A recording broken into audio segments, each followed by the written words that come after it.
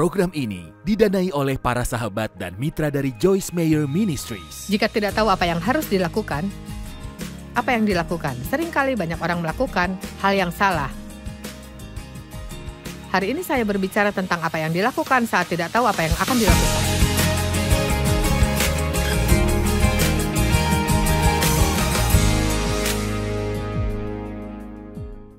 Saya sangat senang karena saudara ada bersama saya hari ini untuk belajar firman Tuhan.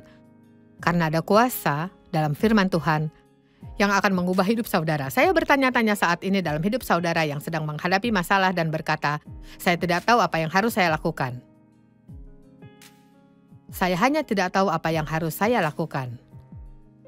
Saya pernah berkata, saya pikir setiap pagi iblis mengirimkan anaknya untuk duduk di atas pundak kita dan berteriak di kuping kita setiap pagi. Apa yang akan kamu lakukan? Apa yang akan kamu lakukan? Dan entah mengapa kita merasa seperti kita harus menjawabnya. Tapi, jika tidak tahu apa yang harus dilakukan, apa yang akan saudara lakukan? Seringkali banyak orang mulai melakukan hal yang salah. Hari ini saya berbicara tentang apa yang dilakukan saat tidak tahu apa yang akan dilakukan.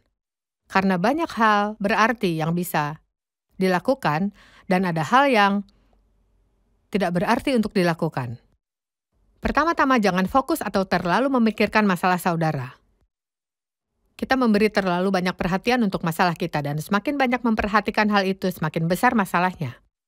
Jika saudara fokus dengan satu hal, itulah yang saudara perhatikan.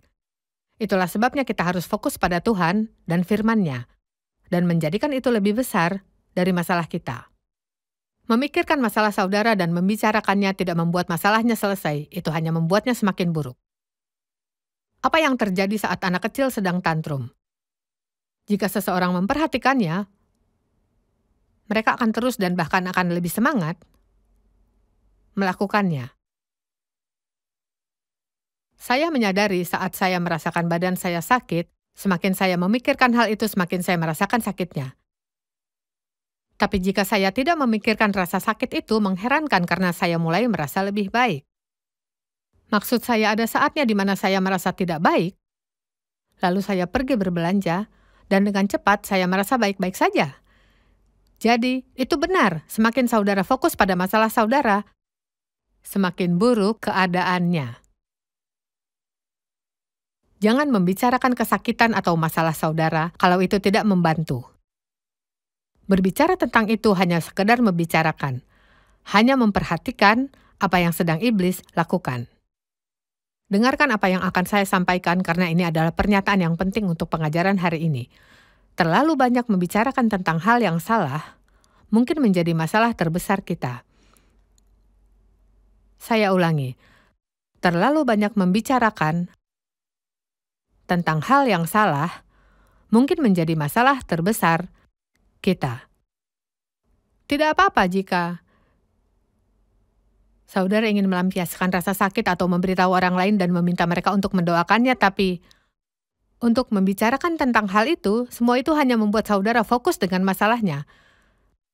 Dan semakin saudara fokus, semakin besarlah masalahnya.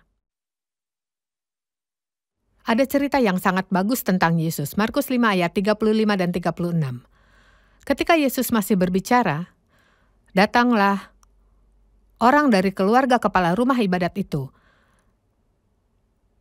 dan berkata ke Yairus, anakmu sudah mati. Yairus adalah orang yang datang pada Yesus dan berkata, anak perempuanku sedang sakit. Maukah kau datang dan menyembuhkannya? Dan Yesus selalu mau untuk membantu orang, dia selalu berhenti, melakukan apa yang sedang dilakukan, dia selalu bisa diganggu. Lalu dia berkata, ya, ia akan pergi ke rumah Yairus, menyembuhkan anak perempuannya. Dan ketika dalam perjalanan, beberapa orang berkata, sudah terlambat, tidak perlu datang ke sana. Anak perempuan itu sudah mati. Apa perlunya lagi engkau menyusahkan guru? Dengarkan ini. Tetapi Yesus tidak menghiraukan perkataan mereka dan berkata kepada kepala rumah ibadah. Jadi Yesus mendengar apa yang mereka katakan, tapi ia berkata, jangan, dengarkan mereka. Jadi, mungkin terdengar lucu untuk mengatakan ini, tapi bagaimana jika saudara mengabaikan masalah saudara? Mengabaikan laporan buruk yang saudara terima? Atau mungkin saudara Atau mungkin saudara mendengar kemungkinan saudara di PHK, ya. Jangan fokus ke sana dan hanya terus membicarakan hal itu. Berdoalah dan biarkan saja dan percaya kalau Tuhan yang menjaga. Tetapi Yesus tidak menghiraukan perkataan mereka dan berkata kepada kepala rumah ibadah, "Janganlah engkau menjadi takut, tetapi percaya saja." Ya, itu merupakan salah satu yang bisa kita lakukan, yaitu untuk tetap percaya. Saudara tahu saat mereka menunggu untuk melihat apa yang akan terjadi dengan Lazarus setelah ia mati dan datang pada Yesus dan berkata, "Oh, Lazarus sudah mati." Dan Yesus tahu kalau ia sudah mati. Dia mendengar tentangnya 4 hari sebelum itu, tapi ia tidak pergi dan melakukan sesuatu. Dan mereka seperti, "Tuhan, jika engkau datang, dia tidak akan mati." Dan Yesus memberitahu mereka untuk tidak khawatir, dia akan pergi dan mengurusnya. Dan mereka berkata, "Tuhan, saat ini ia sudah berbau. Tidak ada lagi yang bisa engkau lakukan sebab sudah 4 hari ia mati, ada bau yang datang dari makam itu." Dan Yesus berkata, "Bukankah sudah kukatakan kepadamu, jikalau engkau percaya, engkau akan melihat kemuliaan Allah." Itu di Yohanes 11 ayat 40, saya suka itu. Apa yang bisa dilakukan saat tidak tahu mau apa? Percaya. Percaya meskipun saudara tidak tahu apa yang harus dilakukan, Tuhan tahu.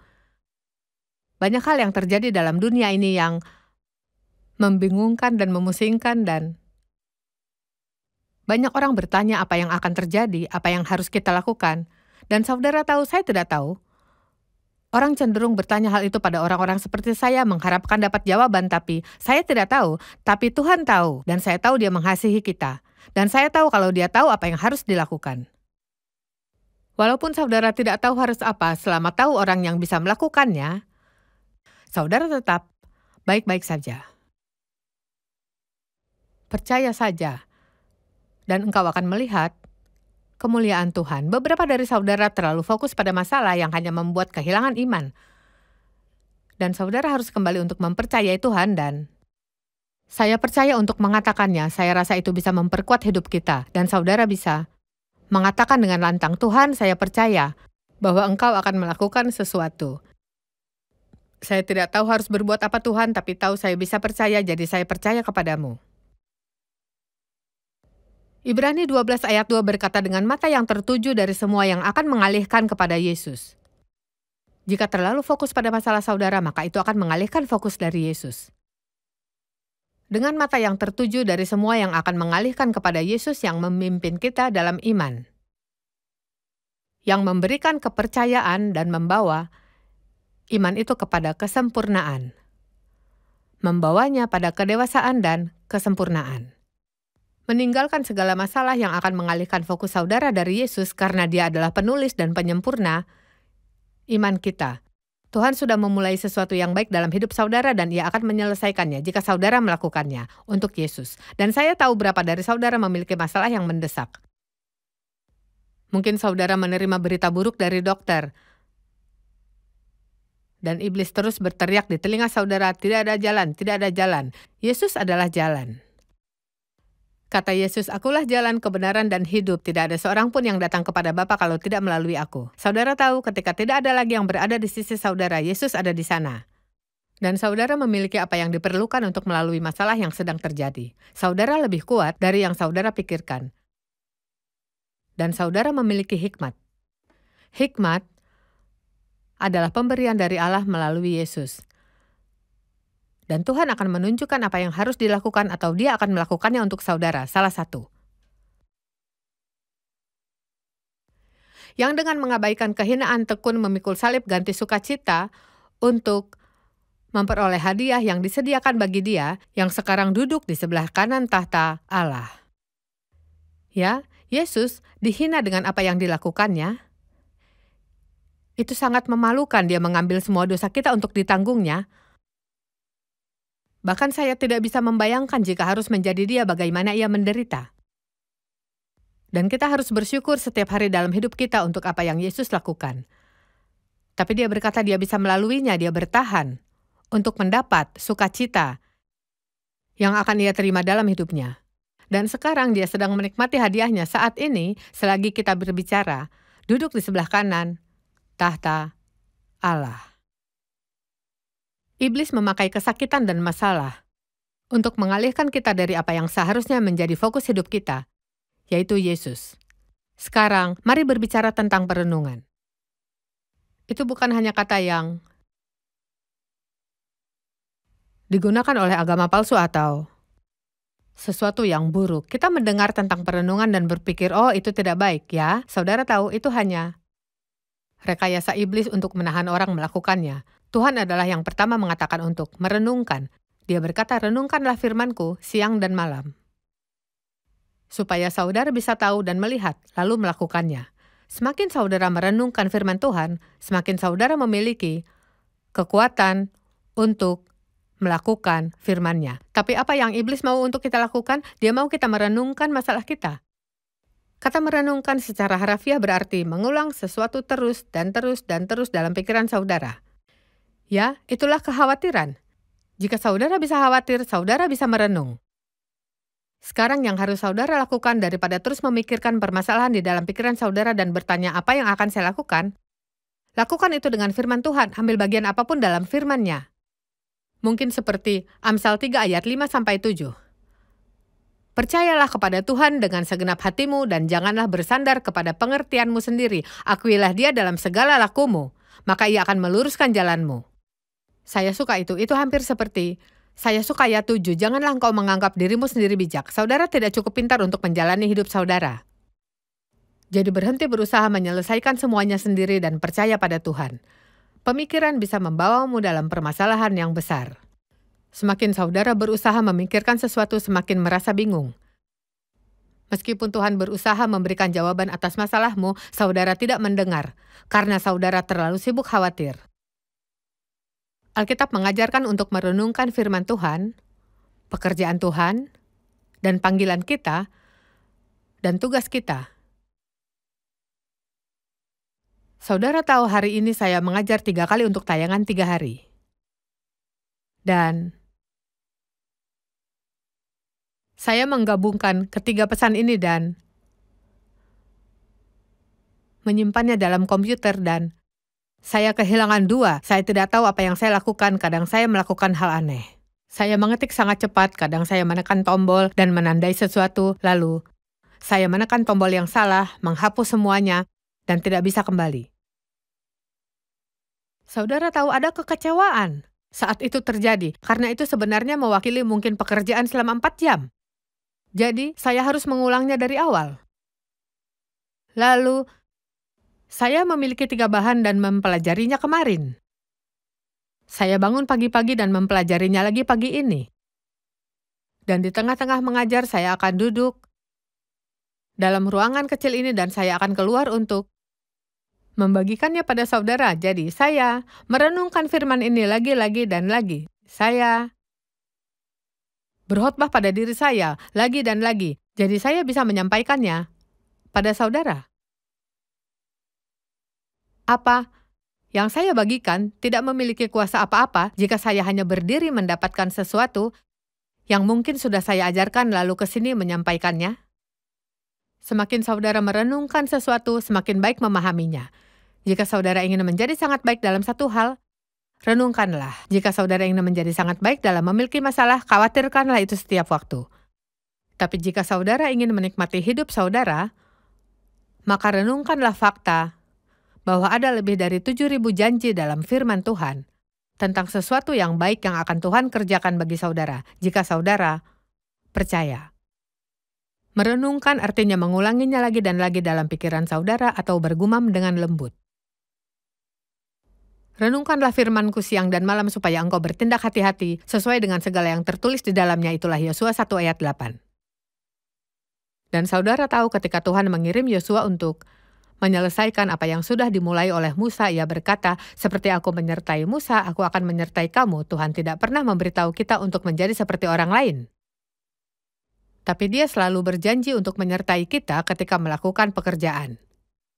Dan jika Tuhan mengutus saudara untuk melakukan sesuatu dan terlihat seperti tidak akan mungkin terjadi, Iblis adalah pembohong, saudara harus melihat Tuhan, dan dia akan memberikan jawaban.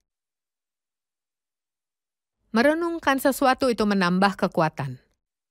Saudara mau menambah kekuatan pada janji Tuhan atau menambah kekuatan pada masalah? Saya ingat suatu pagi dulu kala saya bangun untuk berdoa dan saya mulai berpikir tentang beberapa masalah. Dan saya mengulanginya lagi dan lagi dalam pikiran saya, lalu Tuhan berbicara dalam hati saya, apakah kamu akan menjalin hubungan dengan masalahmu atau menjalin hubungan denganku? Buanglah permasalahan saudara. Berhenti memikirkannya, berhenti membicarakannya, dan renungkanlah firman Tuhan. Fokus saudara menjadi hal terbesar dalam hidup saudara. Merenungkan itu membuat perkembangan. Apakah saudara mau mengembangkan panggilan? Atau masalah saudara, dan saya percaya kita memiliki panggilan dalam hidup. 1 Timotius 4 ayat 14 dan 15. Jangan lalai dalam mempergunakan karunia yang ada padamu. Karunia khusus yang telah diberikan kepadamu oleh nubuat melalui Roh Kudus, dan dengan penumpangan tangan, sidang penatua saat pentahbisan. Hiduplah di dalamnya supaya kemajuannya nyata pada semua orang. Itu seperti apa yang sudah saya bagikan tentang bagaimana saya mempersiapkan pengajaran. Menyampaikan firman Tuhan adalah panggilan Tuhan untuk saya dengan cara terbaik yang saya tahu. Supaya itu bisa berdampak dalam hidup saudara, dan saya menyadari saya harus mendapat urapan Tuhan, tidak hanya menjadi sebuah perkataan, tapi harus menjadi kata-kata yang diurapi. Dan satu-satunya cara yang saya tahu adalah dengan taat pada Tuhan, dan merenungkannya lagi dan lagi dan lagi, supaya bisa semakin nyata untuk saya sebelum saya mengajarkannya pada saudara. Perhatikanlah semuanya itu, hiduplah di dalamnya. Berikan dirimu seutuhnya sebagai pelayananmu, supaya kemajuanmu nyata kepada semua orang. Jika saudara merasa terpanggil dalam sebuah pelayanan, pikirkanlah itu setiap waktu. Bicarakan dengan Tuhan setiap waktu. Doakan itu secara teratur. Jika terpanggil untuk memberitakan firman, renungkanlah apa yang akan diajarkan. Jika terpanggil untuk mendorong orang, renungkan cara untuk mendorong mereka dan siapa orangnya. Jika terpanggil untuk memberi dalam tubuh Kristus, maka renungkanlah apa yang saudara bisa lakukan untuk orang lain. Iblis selalu menyerang siapapun yang melangkah menuju rencana Tuhan.